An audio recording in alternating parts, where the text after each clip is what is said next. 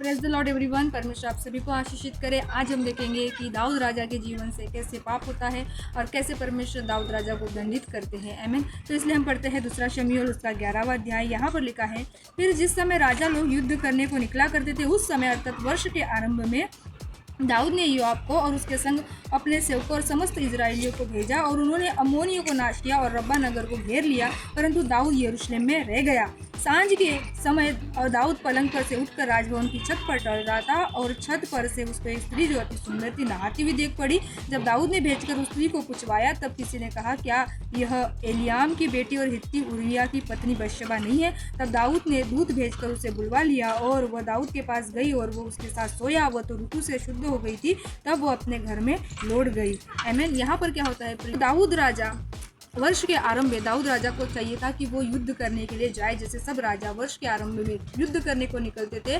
लेकिन दाऊद उस समय युद्ध में न जाकर ठहर गया और वो परीक्षा में पड़ गया। जब वो अपने पलंग से उतरकर छत पर टहल रहा था, उसको एक सुंदर स्त्री नहाते हुए दिख पड़ी जो कि बशबा थी और उरिया की पत्नी थी। और उसको जब उसने नहाते हुए देखा तो वो परीक्षा में पड़ा और उसको बुलाकर वो उसके साथ उसने कुकर्म को किया, व्यभिचार को किया। और इसके बाद जब गर्भवती हो गई तब उसने दाऊद के पास कहला भेजा कि वो उसे गर्भ है। जब दाऊद को पता चला कि वो स्त्री गर्भवती है, जब स्त्री ने बशबा ने दाऊद के पास कहला भेजा कि मुझे गर्भ है, तब दाऊद एक युक्ति करता है। वो योआब से कहता है कि उरिया को जो बशबा का पति रहता है मेरे पास भेजा जाए। जब उरिया को योआब दाऊद के पास भेजता है, दाऊद उसे घर भेजता है, लेकिन उरिया एक विश्वासयोग्य सेनापति रहता है, वो घर नहीं जाता है। वो कहता है कि क्या मेरा राजा मेरा प्रभु युद्ध कर रहा है, वो तंबू में है, वो मैदान में है, और मैं क्या घर में जाऊँ और विश्राम करूँ, दाखमधु पीऊँ और आराम करूँ? लेकिन वो घर नहीं जाकर वही मैदान में तंबू के फाटक पर सो जाता है। और जब दाऊद को पता चलता है कि उरिया घर नहीं गया और फाटक पर ही सो गया है, तब दाऊद ये युक्ति करता है और योआब को कहता है, आगे पढ़ते हैं, तब दाऊद ने योआब के पास कहला भेजा कि हित्ती उरिया को मेरे पास भेज। तब योआब ने उरिया को दाऊद के पास भेज दिया। तब उरिया उसके पास गया। तब दाऊद ने उससे योआब और सेना का कुशल से युद्ध का हाल पूछा। दाऊद ने उसे न्योता दिया और उसने उसके सामने खाया पिया और उसी ने उसे मतवाला किया। और सांझ को वो अपने स्वामी के सेवकों के संग अपनी चारपाई पर सोने को निकला, परंतु घर न गया। सवेरे दाऊद ने योआब के नाम पर एक चिट्ठी लिखकर उरिया के हाथ से ही भेज दी। उस चिट्ठी में लिखा था कि सबसे घोर युद्ध के सामने उरिया को रखना, तब उसे छोड़कर लौटा लाओ कि वो घायल होकर मर जाए।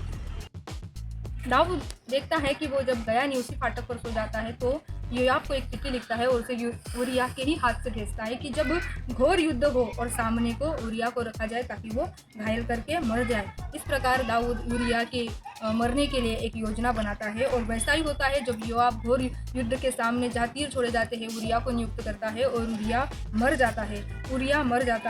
और जब उरिया मर जाता है, 26 पद हम पढ़ेंगे। जब उरिया की स्त्री ने सुना कि मेरा पति मर गया, तब वो अपने पति के लिए घूमने फिरने लगी और उसके विलाप के दिन बीत चुके। तब दाऊद ने उसे बुलवाकर अपने घर में रख लिया और वह उसकी पत्नी हो गई और उसके पुत्र उत्पन्न हुआ। परंतु उस काम से जो दाऊद ने किया था यहोवा क्रोधित हुआ। फिर क्या करता है, दाऊद उरिया की पत्नी को अपनी पत्नी करके रख लेता है, और लेकिन इस काम से यहोवा क्रोधित होता है। दाऊद ने ये जो किया, इससे यहोवा परमेश्वर क्रोधित होता है। दाऊद उरिया की पत्नी के साथ कुकर्म करता है और फिर उसके बाद उसके पति को उरिया को मरवा देता है, और ये सब कुछ परमेश्वर देखता है और परमेश्वर क्रोधित होता है। प्रियो, ये पाप जो दाऊद के जीवन से हुआ, क्योंकि दाऊद परीक्षा में इसलिए पड़ा क्योंकि परमेश्वर ने जो राजाओं के लिए नियम थे दाऊद ने उसे फॉलो नहीं किया। उस दिन दाऊद को युद्ध के लिए जाना था, लेकिन दाऊद घर पर ही रह गया, दाऊद अपने भवन में ही रह गया, वो युद्ध के लिए नहीं गया, और इस कारण वो परीक्षा में पड़ गया। और परीक्षा में पढ़कर एक पाप उसके हाथ से हुआ और इस पाप से यहोवा परमेश्वर अत्यंत क्रोधित हुआ। और इसके बाद हम जब पढ़ते, परमेश्वर नातान नबी को दाऊद के पास भेजता है। नातान एक नबी रहता है और जो कुछ दाऊद ने किया इससे परमेश्वर क्रोधित होकर अपने नबी को दाऊद के पास भेजता है। हम पढ़ते हैं दूसरा शमूएल 12 अध्याय। तब यहोवा ने दाऊद के पास नातान को भेजा और वो उसके पास जाकर कहने लगा, एक नगर में 2 मनुष्य रहते थे, जिसमें से एक धनी और एक निर्धन था। धनी के पास तो बहुत सी भेड़ बकरियां और गाय बैल थे, परंतु निर्धन के पास भेड़ की एक छोटी सी बच्ची को छोड़ कुछ भी न था, और उसको उसने मोल लेकर जिलाया था, और वो उसके बाल बच्चों के साथ ही बड़ी थी। वह उसके टुकड़े में से खाती और उसके कटोरे में से पीती और उसकी गोद में सोती थी, और वो उसकी बेटी के समान थी। और धनी के पास एक यात्री आया और उसने उस यात्री के लिए जो उसके पास आया था भोजन बनवाने को अपने पशु में से कुछ न लिया, परंतु उस निर्धन मनुष्य की भेड़ की बच्ची लेकर उस जन के लिए जो उसके पास आया था भोजन बनवाया। तब दाऊद का कोप उस मनुष्य पर बहुत भड़का और उसने नातान से कहा, यहोवा के जीवन की शपथ, जिस मनुष्य ने ऐसा काम किया है वो प्राण दंड देने के योग्य है। नातान नबी दुष्टांत में दाऊद से बात करने लगा यहोवा परमेश्वर के वचन के अनुसार कि एक नगर में एक निर्धन और एक धनी था। और धनी के पास बहुत सारे भेड़ बकरी थे, बहुत बहुत कुछ था, और निर्धन के पास केवल एक भेड़ की छोटी बच्ची थी जिसने उसे मोल लिया था। उसकी बेटी के समान थी, उसके भोजन में से खाती थी, उसके कटोरे में से पीती थी।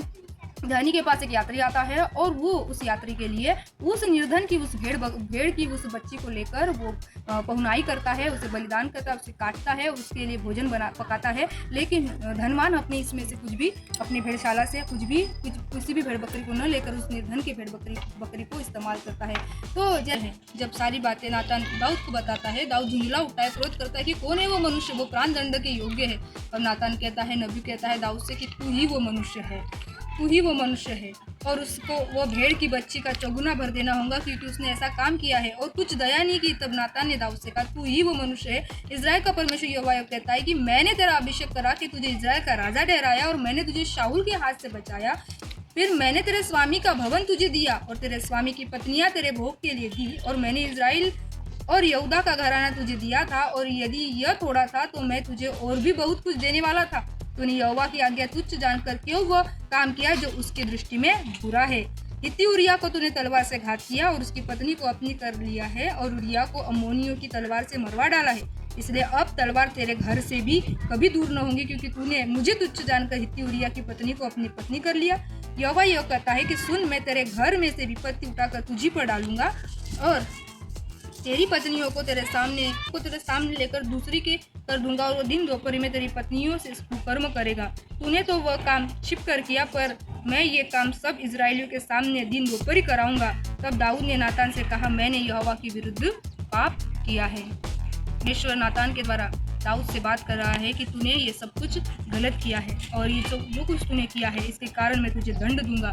शान नातान नबी दाऊद को जब बताता है और कि यहोवा तुझसे क्रोधित है और तुझे विपत्ति में डालेगा, तो परमेश्वर क्या करता है, परमेश्वर दाऊद के उस बेटे को जो बच्चेबाज से उत्पन्न होता है, पैदा होता है, उसे ऐसा रोगी कर देता है कि वो बहुत बीमार होता है, मरने की कगार पर होता है। तब दाऊद उसके लिए विलाप करता है, दाऊद उसके लिए रोता है, टाट ओढ़ कर उपवास करता है। यहोवा के भवन में वो रात दिन पड़ा रहता है। उसके कर्मचारी, उसके लोग उसे समझाते हैं, लेकिन वो किसी की नहीं सुनता और बहुत विलाप करता है, प्रार्थना करता है कि यहोवा परमेश्वर उसे जीवित रखे और उसे चंगा करे। लेकिन ऐसा होता है कि 7वें दिन बच्चा मर गया, और दाऊद के कर्मचारी उसको बच्चे के मरने का समाचार देने से डरे। उन्होंने तो कहा था कि जब तक बच्चा जीवित रहा तब तक उसने हमारे समझाने पर मन न लगाया। यदि हम उसको बच्चे के मर जाने का हाल सुनाएंगे तो वो बहुत ही अधिक दुखी होगा। अपने कर्मचारी को आपस में फुसफुसाते देखकर दाऊद ने जान लिया कि बच्चा मर गया। तो वह दाऊद ने अपने कर्मचारी से पूछा, क्या बच्चा मर गया? उन्होंने कहा, हाँ, बच्चा मर गया। तब दाऊद भूमि पर से उठा और नहाकर तेल लगाया और वस्त्र बदला। तब यहोवा के भवन में जाकर दंडवत की, फिर अपने भवन में आया और उसकी आज्ञा पर रोटी उसको परोसी गई और उसने भोजन किया। तब उसके कर्मचारी ने उससे पूछा, तूने यह क्या काम किया है? जब तक बच्चा जीवित रहा तब तक तू उपवास करता हुआ रोता रहा, परंतु जो ही बच्चा मर गया तो ही तू उठकर भोजन करने लगा। उसने उत्तर दिया कि जब तक बच्चा जीवित रहा तब तक तो मैं यह सोचकर उपवास करता और रोता रहा कि क्या जाने यहोवा मुझ पर ऐसा अनुग्रह करे कि बच्चा जीवित रहे, परंतु अब वो मर गया है। फिर मैं उपवास क्यों करूं? क्या मैं उसे लौटा ला सकता हूं? मैं तो उसके पास जाऊंगा, परंतु वो मेरे पास लौट न आएगा। तब दाऊद ने अपनी पत्नी बत्शेबा को शांति दी और वह उसके पास गया, और उसके एक पुत्र उत्पन्न हुआ और उसने उसका नाम सुलेमान रखा, और वह यहोवा का प्रिय हुआ। इस प्रकार परमेश्वर ने बत्शेबा से उत्पन्न हुए उस पुत्र को दंडित किया, मारा, और उससे एक पुत्र उत्पन्न हुआ जो कि सुलेमान है, और वह यहोवा का प्रिय हुआ।